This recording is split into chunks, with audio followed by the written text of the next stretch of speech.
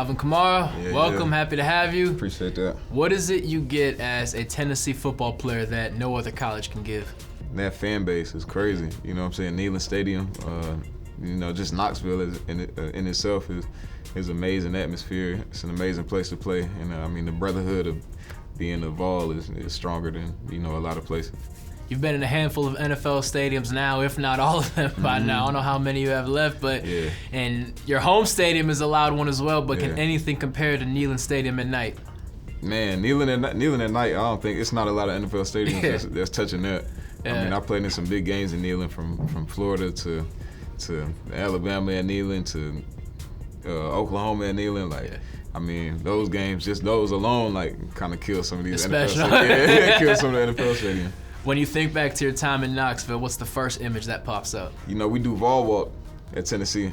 So when we come around the corner, walking down the Vol Walk and you see Neyland Stadium, you see the stadium and it's the checkerboards on the street, and you got all the fans next to you. I think it's just it's kind of like a tunnel walk almost, because there's fans everywhere, and it's you see Neyland and it's that's where we walking to get to the stadium. So that's the image I see. From Alabama to Hutchinson to Tennessee, new playbooks, new coaches, new teammates. Do you think that helped you in your professional career? I think it did. Just moving and adapting. Throughout my college career, I think it's kind of like the same thing in the league. Nothing stays the same. It's it's always a challenge to be better as a team, be better as an organization. So it's a lot of ins and outs, revolving doors. It's just kind of on the fly. Sometimes you gotta read and react, adapt. So the NFL Combine really is set up for you to fail. No sleep, a lot of stress, a lot of meetings. How'd you handle it? Just like that. I knew what it was. You gotta really know what it is. You can't trick yourself into thinking it's supposed to be something else other than what it is. It's no sleep.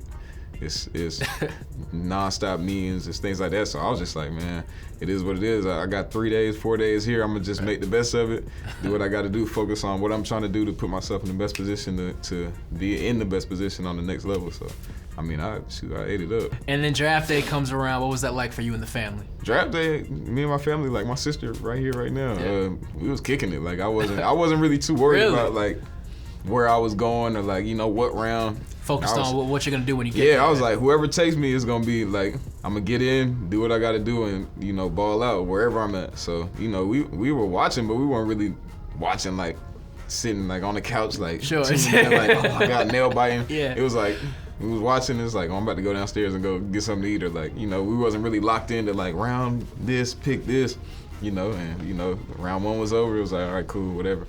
Round two was over, whatever. Round three, we sitting there. Me and my sister and my brother was actually walking in the hallway. We wasn't even by the TV when I got picked. You know what I'm saying? I just get a 504 number. And we walk into the room to go and sit in front of the TV and just watch a little bit. And that's when the pick came in. So it wasn't it was just chill. Now early on at Tennessee, you're splitting carries. Some changes happened, and now you are the feature back. Did that prepare you for the situation in New Orleans? I think my whole process of thinking just with this whole football thing is be ready when your opportunity it comes about. I don't think you don't have control over too many things, but what you do, the effort you put in, the work you put in throughout the week, how you respond to adversity. So that's what I focus on. I just focus on what I can control. Do what I had to do for our team to be successful, and the rest of it take care of itself. You come into the league, and it's one thing to have success, it's another to have success immediately. What was it about Tennessee that prepared you to come on the scene like that? Man, I think just like you said before, I think just what I had to go through, coming in, splitting carries, being behind another back, just having to fight and claw and do what I had to do to put a product on the field that, NFL coaches wanted or, saw something in. So, then transitioning to the NFL and being able to be in New Orleans, they saw something in me, they believed in me, when maybe others didn't. So I think it all worked hand in hand. What advice would you give to a young running back who just finished up college and is now preparing for the combine and the draft? Don't buy into the hype, work till you can't work no more, believe in what you believe in, stay true to yourself. And, just control what you can control. The rest will take care of itself. That's it, That's really it. Just stay true to you. What was day one of OTAs like? You go from college, I'm the man, you go from the combine, the draft. Although you try to ignore it, the media's building you up, and all of a sudden, just like that, you're back to being nobody. What was it like? Oh my gosh, I was hurting. You know, it's sometimes like, you know, when you get to like camp and OTAs and things like that, you think you in shape, and then it's like, this is real shit. Yeah, it's real. Like man, I was hurt. I remember that first day, my feet was hurting. I was out of breath. Like I'm trying to learn these plays. Ice in the world, yeah, not enough. You trying to learn these plays. Then, like you said, the media hype. Like you in there with different backs and different players from all over, and you just trying to kind of find your way. So like from the beginning, like my philosophy, just from college, high school, everything has always been just head down and grind. Don't say too much. You know, listen to instruction. You know, do the little things. Like just focus on the details and that'll get me further. So, you know, I think that's just what I did. You know, I had to kind of tune out all the noise, like body hurting, things like that, tune that out and just focus on like the main goal. What advice would you give to a young running back to establish chemistry? A lot of people don't realize you got to be on page with your quarterback, with your O-lineman, sometimes even with your receivers. Yeah, I think what I did was I'm very observant. So I would watch our O-line, how they move from left to right.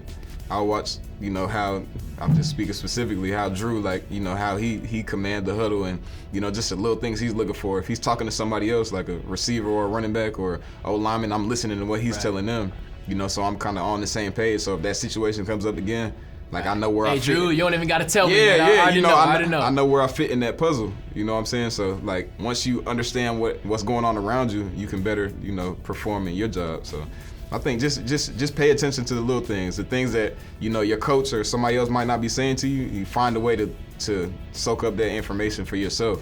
You know, watch and pay attention to a conversation that might not have nothing to do with you. Pay attention to that because it might be something. Yeah, be a sponge because it might be something in that conversation that, you know, that's not being gone over in a meeting room or that somebody's not coming up and personally telling you, but it might help you in the long run. At what point in your career, high school, college, NFL now with the Saints, did you realize your versatility? At what point was it, oh, you know what? I can do things a lot of other backs can't do. Let me lean into that and expose that factor. I think my junior year in high school, that's when I really realized, like, okay, I'm kind of different.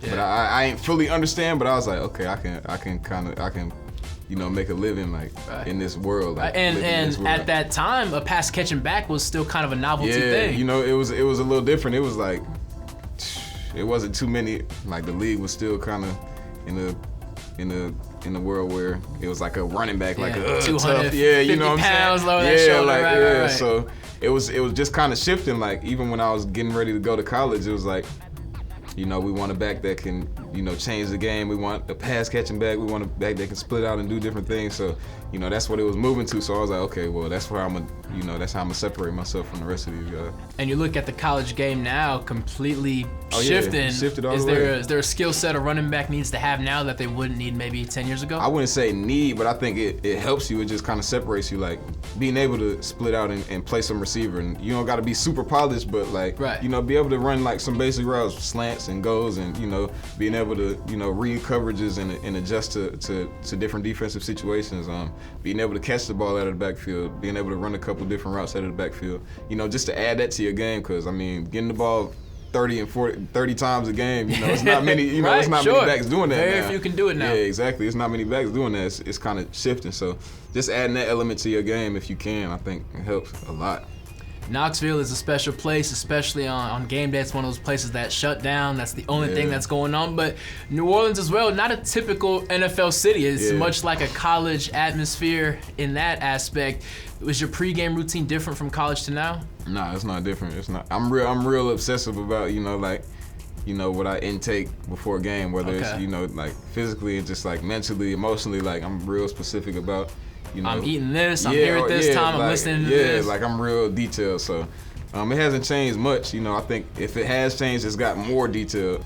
When people think right now of Alvin Kamara, they think a dynamic running back who can line up at receiver, who can run routes, you can put him anywhere on the field and he can get the job done. What do you hope they say 5 years from now that they're not saying yet? I think everybody that's great in this game, like, you know, now, past, future, you know, the future guys that want to get to this level, I think, you know, all of them want to be mentioned with like the greats. Like, so as a running back, Barry Sanders and Walter Payton and Jim Brown and, you know, Marshall Faulk, Emmitt Smith. So, like, I just want to be mentioned in that category. Like, you know, he's like, man, this dude, one of the greatest dudes that's done it, like, of all time.